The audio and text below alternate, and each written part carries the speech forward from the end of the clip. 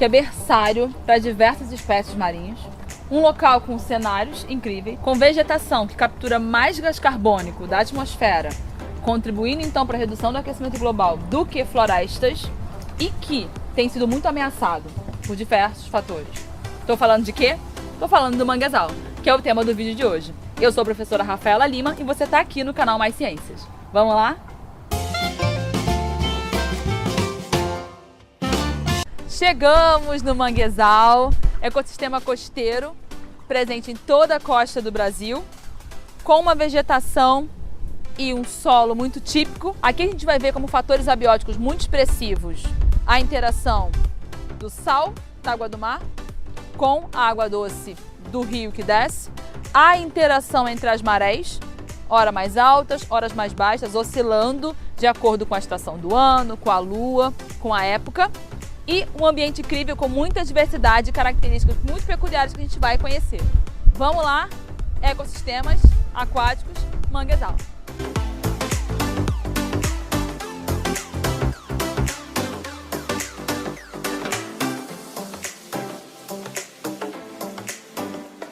A vegetação do manguezal, popularmente como mangue, ela é muito característica.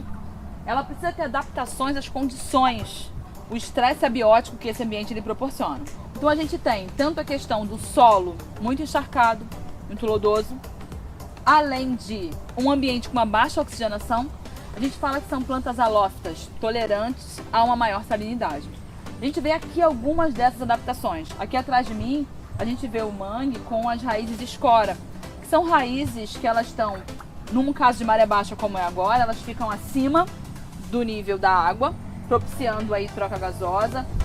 É comum em muitas dessas raízes a presença de ostras, que favorecem dessa rede, dessa malha que elas estabelecem aqui.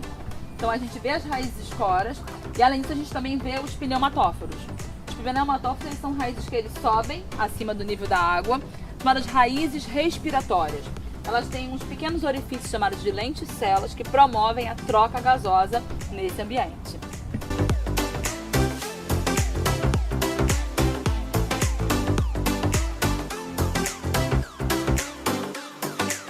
As espécies vegetais no manguezal, elas não são muito variadas.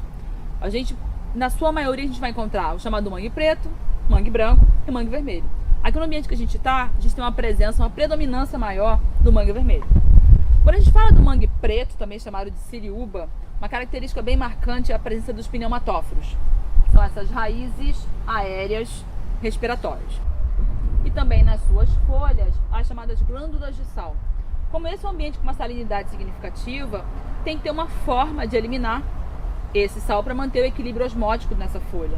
Então, nessas folhas é comum a glândula de sal para eliminação desse excesso. Mantém o equilíbrio, uma excelente adaptação para o tipo de ambiente que vive.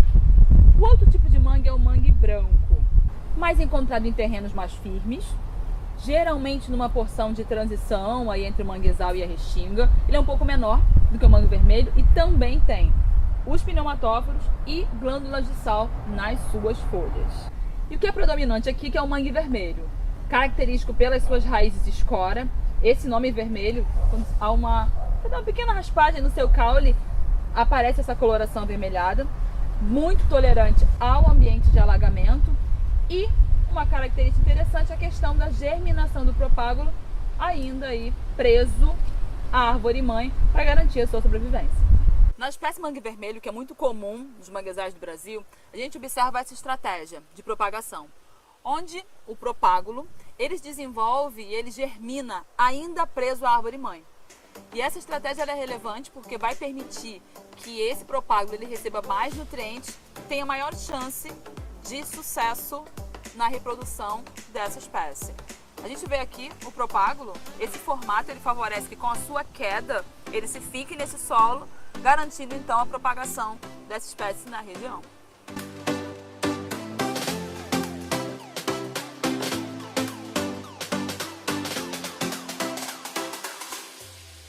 E o solo do manguezal ele é muito característico, é sempre um solo muito lodoso, muito úmido, aqui com uma água saloba, né? Essa mistura da água do mar, que entra com as variações da maré, e a água do rio.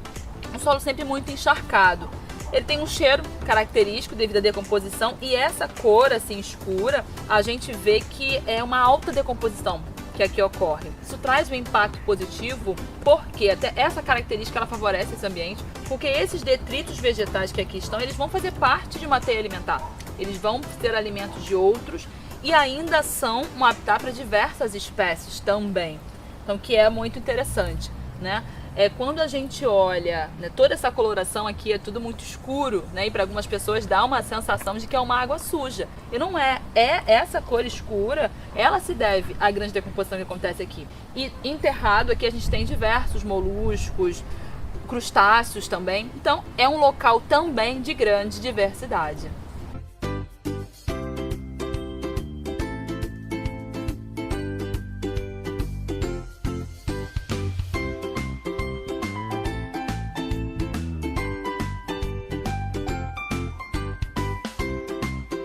Um fator que vai contribuir bastante para a alta quantidade de nutrientes e decomposição no ambiente do manguezal, na nossa água, é justamente a queda constante de folhas, de galhos e, no caso, até de uma árvore inteira. Tempestades, situações de ressaca, são situações que favorecem a queda. E isso vai decompondo e mantendo as condições características do manguezal também.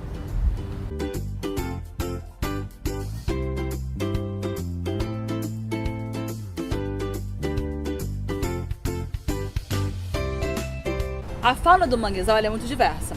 A gente vai ter diversidade de peixes, de invertebrados, como sururu, alguns moluscos que se enterram, grande presença de crustáceos, siris, caranguejos, em especial os crustáceos, eles ocupam bastante esse tipo de ecossistema, que é um bom local para abrigo, proteção, ótimo local de proteção no momento de reprodução, de ecdísia, ou seja, de muda, de troca do seu exoesqueleto.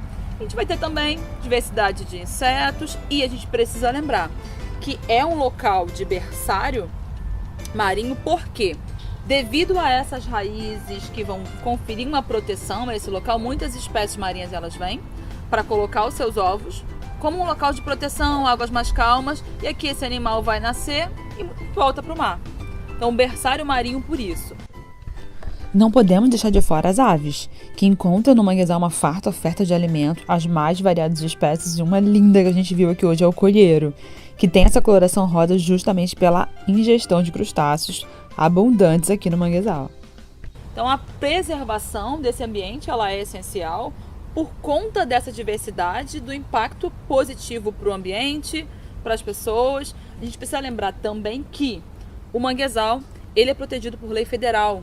Então, qualquer intento, qualquer impacto, ele é ilegal. E essa diversidade animal, ela também vai ser uma ponte para a relação do homem com o manguezal. É um local comum para coleta de caranguejos, de mariscos, que vão ser fonte de renda para muitas populações. É essencial que seja respeitado o tempo, né? A gente sabe que tem o tempo do defeso, ou seja, aquele período em que esses animais não podem ser coletados para preservar a sua reprodução e a manutenção da espécie, mas é um lugar que vai ser fonte de subsistência para muita gente. Então, impacto financeiro e social também.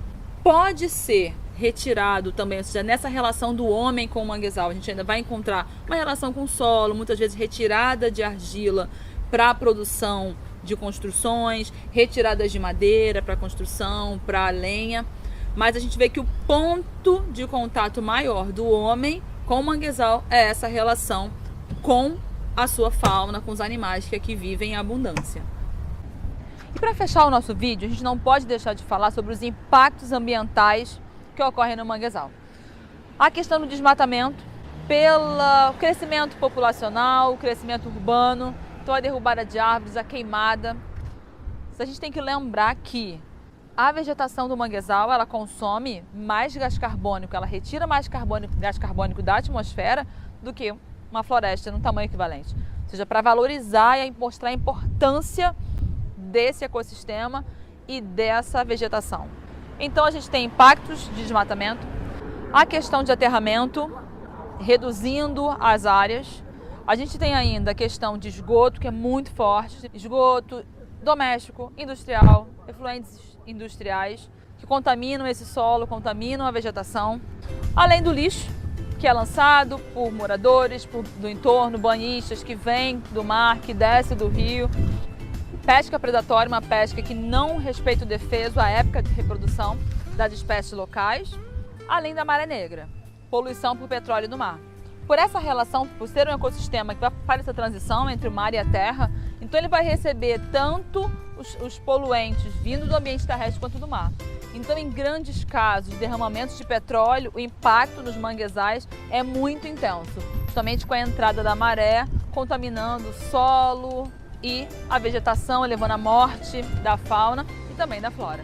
Então a gente fez aí um apanhado mostrando aí as características desse ecossistema e fechamos por aqui o nosso vídeo de hoje. Foi um prazer ter você por aqui e até a próxima. Tchauzinho!